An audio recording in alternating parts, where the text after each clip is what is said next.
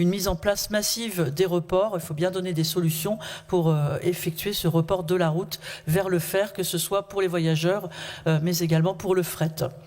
Alors on note que par la volonté des élus de la métropole Rouen-Normandie, les travaux du SERM de Rouen vont effectivement pouvoir se concrétiser avec près de 300 millions d'euros d'investissement entre les travaux et les études. Nous déplorons en revanche que pour le SERM de Caen, on reste à peu près au point mort avec à peine 2,5 millions d'études. Alors peut-être que c'est le manque de volonté politique des élus locaux qui en est une explication, mais on ne peut pas entendre que ce serait un manque de moyens au moment où la région Normandie, on l'a suffisamment souligné, reste l'une des dernières régions de France à refuser de mettre en place le versement mobilité des entreprises au profit de la mobilité des Normands, y compris des salariés de ces entreprises et du transport de marchandises. C'est un manque à gagner, vous avez dit 50 millions d'euros, France Urbaine l'a chiffré à 40 millions d'euros, qui amènera là encore au décrochage de notre région par rapport à toutes celles qui sauront prendre ce train. On est bien loin, Monsieur le Président, du plan Marshall ferroviaire de votre programme électoral et nous allons ainsi d'abandon en abandon. Pourtant, on sait que la mobilité des Normands est un enjeu majeur face aux crises, y compris en zone rurale. Alors, quid de la réouverture des petites lignes, entre guillemets? On a cité tout à l'heure Canflair. On a cité également la liaison entre les préfectures voisines d'Évreux et de Rouen auxquelles vous renoncez aujourd'hui. Quid du développement des transports en commun, du réseau cyclable et effectivement les travaux du Mantois aujourd'hui qui sont gelés. Sur le volet infrastructure et mobilité, je reprendrai également une phrase du CPER. Avec un réseau relativement dense d'autoroutes et de routes nationales à 2 fois 2 voies, la Normandie est plutôt bien desservie sur le pan routier. Pourtant, le volet mobilité présenté consacre encore une part importante aux infrastructures routières, alors que les besoins devraient être orientés vers un véritable pan ferroviaire régional. Oui, vous avez investi massivement dans du matériel nouveau, performant, plus fiable, plus moderne. Mais quid de nouvelles voies? Plusieurs axes routiers nouveaux sont prévus dans ce CPER. A contrario, un seul nouvel axe ferroviaire est prévu entre Rouen et Louviers. Lors d'une réunion publique à Louviers, vous avez enterré une réouverture de la liaison vers Évreux, pourtant indispensable au désenclavement de cette partie de notre région. Je rappelle que le coût de cette liaison en mode léger style tram-train est estimé à 257 millions d'euros. À titre de comparaison, la déviation routière du sud-ouest d'Évreux est estimée à elle seule à 200 millions d'euros. Le contournement est, dont on parlait juste là, de Rouen était estimé en 2012 à 1 milliard d'euros, ce qui fait entre 1,3 milliard et 1,5 milliard aujourd'hui. Est-ce qu'il existe des contraintes à cette ligne? Oui, bien sûr. Sont-elles insurmontables? Non.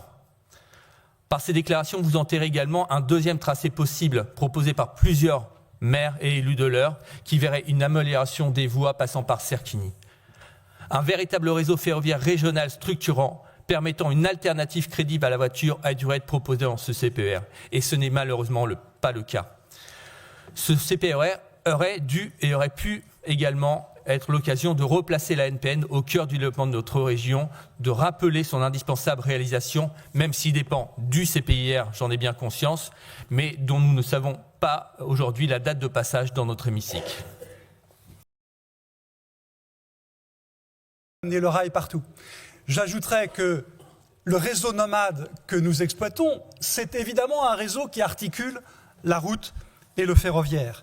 Et je voudrais aussi rajouter que l'État lui-même vient de faire évoluer les SERM en disant les SERM, ce n'est pas seulement des étoiles ferroviaires dans des grandes agglomérations, on doit prendre en compte dans les services express régionaux métropolitains le ferroviaire bien entendu, mais aussi les services publics de transport routier, donc nos cars nomades, évidemment. Et d'ailleurs, sans les services nomades, le SERM de Caen serait pauvre, parce que l'étoile ferroviaire de Caen, elle n'a pas les 5 branches de l'étoile ferroviaire de Rouen, elle en a 3.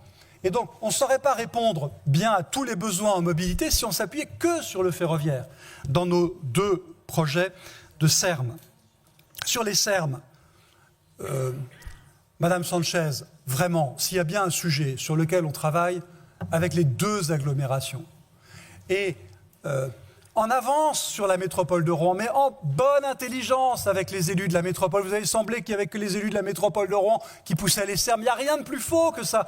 Ça fait 10 ans qu'on travaille avec la métropole de Rouen pour bâtir un serme qu'on appelait d'ailleurs train mode urbain, et qu'on avance sur ce projet-là. Je rappelle que le serme de Rouen est labellisé, que nous avons bon espoir d'obtenir le statut pour le serme de Rouen d'ici la fin de l'année, qu'à Caen, nous avons commencé le travail, mais avec un décalage de plusieurs années, donc c'est normal qu'on ne soit pas autant avancé, surtout avec la contrainte qui pesait sur le fait que pendant longtemps, c'était uniquement du ferroviaire qui devait permettre de bâtir des sermes. Cette contrainte a été levée et ça nous va très bien.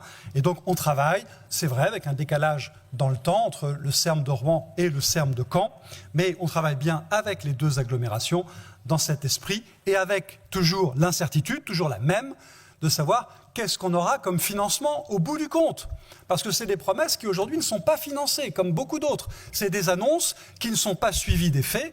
De la même manière qu'on n'a pas vu la couleur des 100 milliards pour le réseau ferroviaire annoncé par Mme Borne il y a maintenant 20 mois, eh bien, on n'a pas non plus le début d'un engagement financier de l'État pour des sermes qui vont être très coûteux en infrastructure, très coûteux aussi en fonctionnement. J'annonce à l'Assemblée que, d'après ce que j'ai cru comprendre, la conférence de financement des sermes prévue depuis plusieurs mois devrait se réunir au printemps, si j'ai bien compris. Elle serait présidée par Dominique Bussereau, qui suit depuis longtemps les sujets de transport, qui est un ancien ministre des Transports, et que, à ma connaissance, ça reste à vérifier, serait abordé par cette conférence des financeurs, pas seulement les sujets de serme, mais aussi les sujets de lignes de desserte fine du territoire. Et donc ce serait une conférence de financement assez générale sur les sujets de transport en France. Merci beaucoup pour ce panorama précis et sérieux des questions ferroviaires. Bien, alors, il y a 2 amendements de Normandie Écologie. Qui les défend?